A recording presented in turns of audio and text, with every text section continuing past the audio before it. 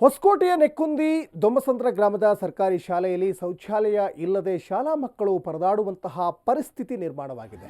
ಶಾಲೆಯಲ್ಲಿ ಶೌಚಾಲಯ ಇಲ್ಲದ ಕಾರಣ ಬಯಲಿನಲ್ಲಿಯೇ ಮಲಮೂತ್ರ ವಿಸರ್ಜನೆ ಮಾಡುವಂತಾಗಿದೆ. ಈ ಗ್ರಾಮದ ನಂಜುಂಡರೆಡ್ಡಿ ಎಂಬಾತ ಶಾಲೆ ಜಾಗ ನನಗೆ ಸೇರಿದ್ದು ಅಂತ ಹೇಳಿ ಶೌಚಾಲಯ ನಿರ್ಮಾಣಕ್ಕೆ ಅಡ್ಡಿಪಡಿಸ್ತಾ ಇದ್ದಾರೆ. ಇತ್ತೀಚೆಗೆ ನೂತನ ಶೌಚಾಲಯ ನಿರ್ಮಾಣಕ್ಕೆ ಅಡಿಪಾಯ ಹಾಕಲಾಗಿತ್ತು. ಆದರೆ ಇದೀಗ ಶೌಚಾಲಯ ನಿರ್ಮಾಣಕ್ಕೆ ನಂಜುಂಡರೆಡ್ಡಿ ಕಿರಿಕ್ ಮಾಡ್ತಾ ಇದ್ದಾರೆ. ಪಕ್ಕದ ಜಮೀನು ಮಾಲೀಕನ ಕಿರುಕುಳಕ್ಕೆ ಶಾಲಾ ಮಕ್ಕಳಿಗೆ ಸಂಕಷ್ಟ ಎದುರಾಗಿದೆ. ಅದರಲ್ಲೂ ಶಾಲೆಯಲ್ಲಿ ಹೆಣ್ಣು ಮಕ್ಕಳೇ ಹೆಚ್ಚಿನ ಸಂಖ್ಯೆಯಲ್ಲಿ ವ್ಯಾಸಂಗ ಮಾಡ್ತಾ ಇದ್ದು ನಮಗೆ ತೊಂದರೆ ಆಗ್ತಾ ಇದೆ ಅಂತ ತಮ್ಮ ಅಳಲನ್ನು ತೋಡ್ಕೊಳ್ತಾ ಇದ್ದಾರೆ. ಒಂದು ನಿಮಿಷ ಸರ್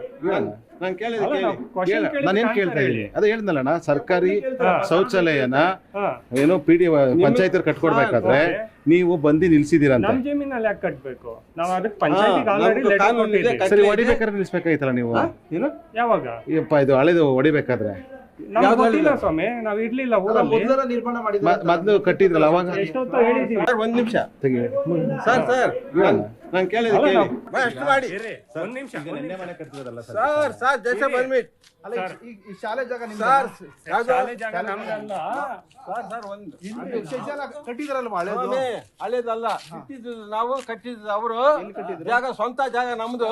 ಎಲ್ಲಿ ಬರ್ಬೇಕು ಎಲ್ಲಿ ಹೇಳ್ಬೇಕು, ನಾನು ಅಲ್ಲಿ ಹೇಳ್ತೀನಿ ನಡೀರಿ. ಅಲ್ಲ ಹೇಳಿ, ನಿಮ್ದು ಏನಿದೆ ಹೇಳಿ. ಸ್ವಾಮಿ ಸ್ವಂತ ಜಾಗ ನಮ್ದು. ಸರ್ಕಾರಿ ಜಾಗ ಯಾರ ಜಾಗ ಸಬ್ಸಿಡಿ